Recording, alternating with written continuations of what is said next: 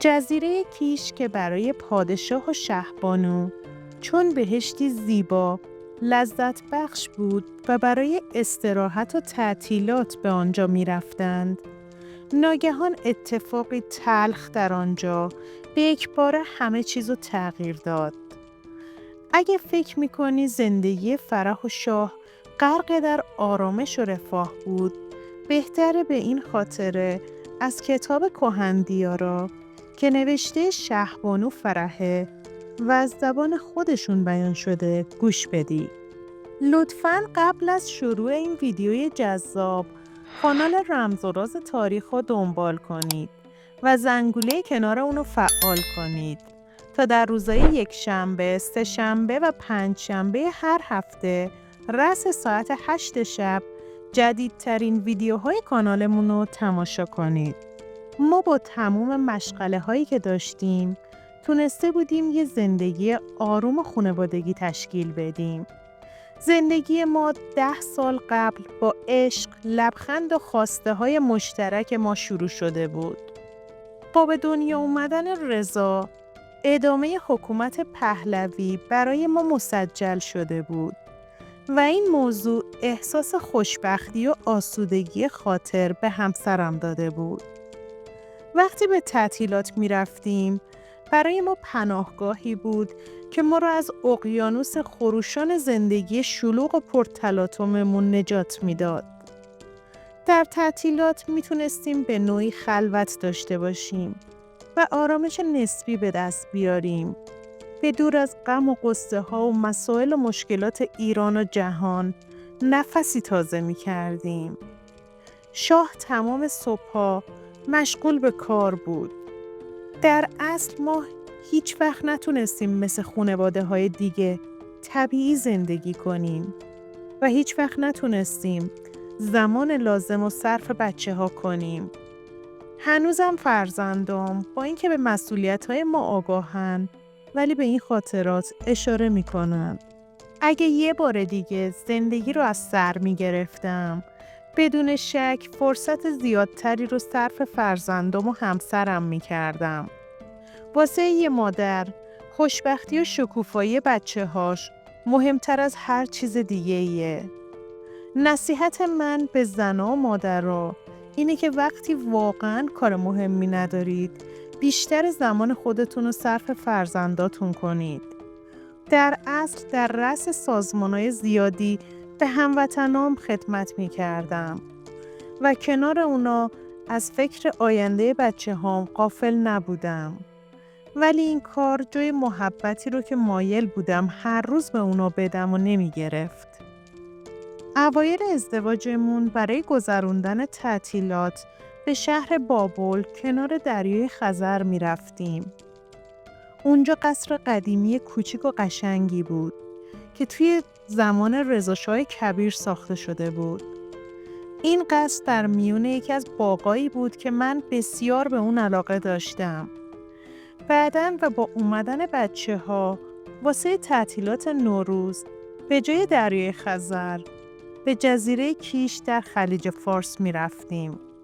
جزیره‌ای بود فوق‌العاده زیبا که بجز اهالی محل و یه بازار کوچیک چیز دیگه‌ای تو اون دیده نمی‌شد. تنها عمارت نوساز جزیره ایستگاه راداری بود که نیروی هوایی ساخته بود.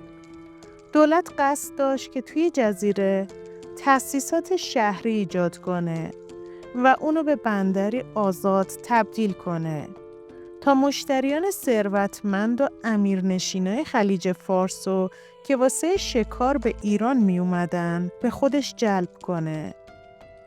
اوایل خونه‌ای واسه سکونت ما ساخته شد و بعد میهمانخانه، کازینو، یه بازار جدید و چند تا ویلای دیگه.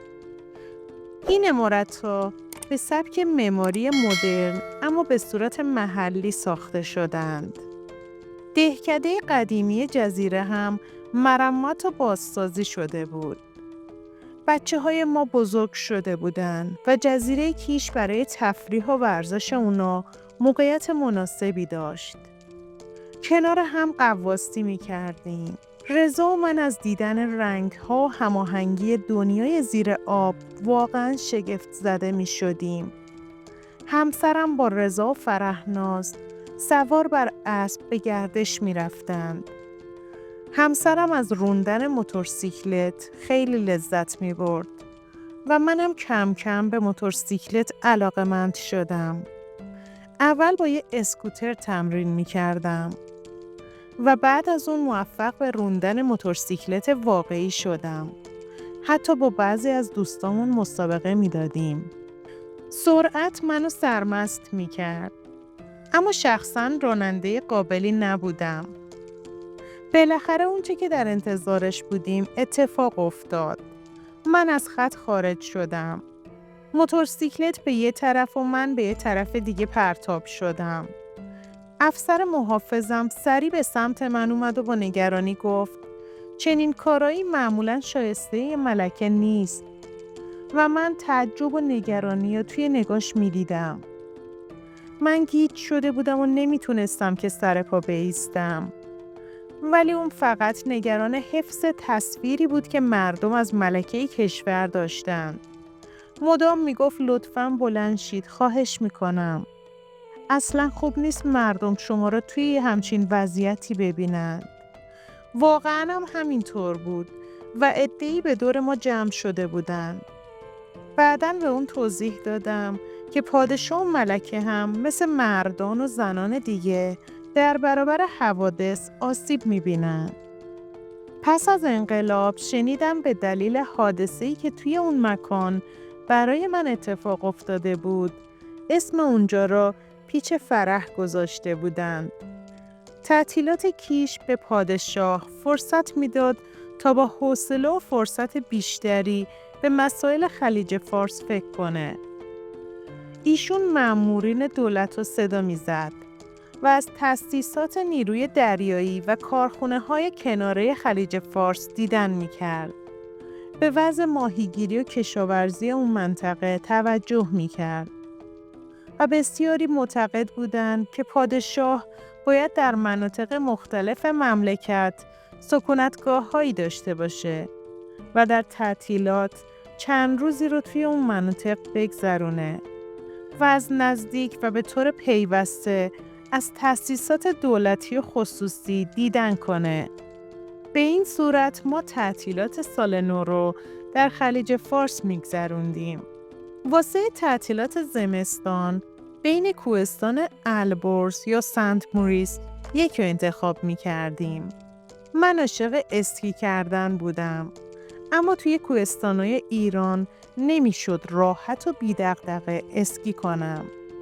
توی ایران چون خودم رو مسئول می دونستم، واسه همین سنت موریس برای ما مکانی برای تجربه آرامش واقعی محسوب می شد.